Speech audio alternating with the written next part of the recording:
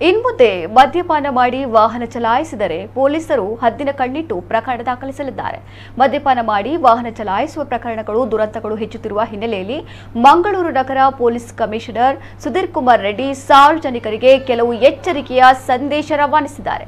ಮದ್ಯಪಾನ ಮಾಡಿ ವಾಹನ ಚಲಾಯಿಸಿದರೆ ರಸ್ತೆ ಅಪಘಾತ ಉಂಟಾಗಿ ಚಾಲಕ ಪ್ರಯಾಣಿಕರು ಸಾವು ನೋವುಗಳನ್ನು ಅನುಭವಿಸುವ ಸಾಧ್ಯತೆಗಳು ಹೆಚ್ಚಾಗಿರುತ್ತವೆ. ಇದರ ಪರಿಣಾಮ ಕುಟುಂಬ ಮತ್ತು ಅವಲಂಬಿತರ ಮೇಲೆ ಪ್ರಭಾವ ಬಿದ್ದು ದುಃಖ ಅನುಭವಿಸುತ್ತಾರೆ. ಮದ್ಯ ಸೇವನೆ ಮಾಡಿ ವಾಹನ ಚಲಾಯಿಸಿದಲ್ಲಿ ಭಾರತೀಯ ಮೋಟಾರು ವಾಹನ ಕಾಯ್ದೆ ಕಲಂ 185 ಅನ್ವಯ ಪ್ರಕರಣ ದಾಖಲಿಸಿ 10,000 ರೂಪಾಯಿವರೆಗೆ ದಂಡ ಪಾವತಿಸಬೇಕಾಗುತ್ತದೆ.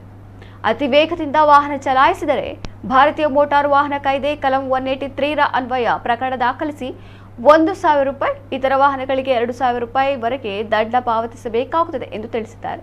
ಈ ವರ್ಷದಲ್ಲಿ ಈವರೆಗೆ ನಡೆದ ರಸ್ತೆ ಅಪಘಾತದಲ್ಲಿ 75 ಮಂದಿ ಮೃತಪಟ್ಟಿದ್ದಾರೆ. ಅದರಲ್ಲೂ ಸುಮಾರು 70 ಅಪಘಾತಗಳು ಅಮಿತ ವೇಗದಲ್ಲಿ ವಾಹನ ಚಲಾವಣೆ, ದುಡುಕುತನ ಮತ್ತು ನಿರ್ಲಕ್ಷ್ಯವೇ ಕಾರಣವಾಗಿದೆ. ಅದರಲ್ಲೂ ಸುಮಾರು 70 ಅಪಘಾತಗಳು ಅಮಿತ ವೇಗದಲ್ಲಿ ವಾಹನ ಚಲಾವಣೆ, ದುಡುಕುತನ ಮತ್ತು ನಿರ್ಲಕ್ಷ್ಯದಿಂದಾಗಿ ಉಂಟಾಗಿವೆ. ಅಪಘಾತದಲ್ಲಿ ಮೃತಪಟ್ಟವರಲ್ಲಿ ಸುಮಾರು 25ರಿಂದ 30 ವರ್ಷ ವಯಸ್ಸಿನವರೇ ಅಧಿಕ ಮಂದಿ ಇದ್ದಾರೆ ಎಂದು ಪೊಲೀಸ್ ಆಯುಕ್ತ ಸುಧೀರ್ ಕುಮಾರ್ ರೆಡ್ಡಿ ಮಾಹಿತಿಯನ್ನು ನೀಡಿದ್ದಾರೆ. ಮಂಗಳೂರು ನಗರದಲ್ಲಿ ಈ ವರ್ಷ ಈವರೆಗೆ 75 ಜನ ರೋಡ್ ಆಕ್ಸಿಡೆಂಟ್ಸ್ ಅಲ್ಲಿ ಸಾವನ್ನಪ್ಪಿದ್ದಾರೆ. ಅದರಲ್ಲಿ ನಾವು ಅನಲೈಸ್ ಮಾಡಿದಾಗ 70 ಆಕ್ಸಿಡೆಂಟ್ಸ್ ಕೇವಲ ರ್ಯಾಶ್ ಆ್ಯಂಡ್ ನೆಗ್ಲಿಜೆಂಟ್ ಡ್ರೈವಿಂಗಿಂದ ಆಗಿದ್ದು ಕಂಡು ಬರ್ತಾ ಇದೆ. ಇದರಲ್ಲಿ ಮೆಜಾರಿಟಿ ಕೂಡ ಯೂತ್ ಆಗಿದ್ದಾರೆ, ಲೆಸ್ ದ್ಯಾನ್ 30 ಇಯರ್ಸ್ ಏಜ್. ಅದರಲ್ಲಿ ಕೂಡ higher percentage less than 25 years age ನಮ್ಗೆ ಕಂಡು ಬಂದಿದ್ದಾರೆ. ಆದ್ದರಿಂದ ಎಲ್ಲರಿಗೆ ನಾವು ರಿಕ್ವೆಸ್ಟ್ ಮಾಡೋದು, ಮುಖ್ಯವಾಗಿ ಪೋಷಕರಿಗೆ ಕೂಡ ರಿಕ್ವೆಸ್ಟ್ ಮಾಡೋದು, ಯಾರಿಗೆ ನೀವು ವೆಹಿಕಲ್ ಕೊಡುವಾಗ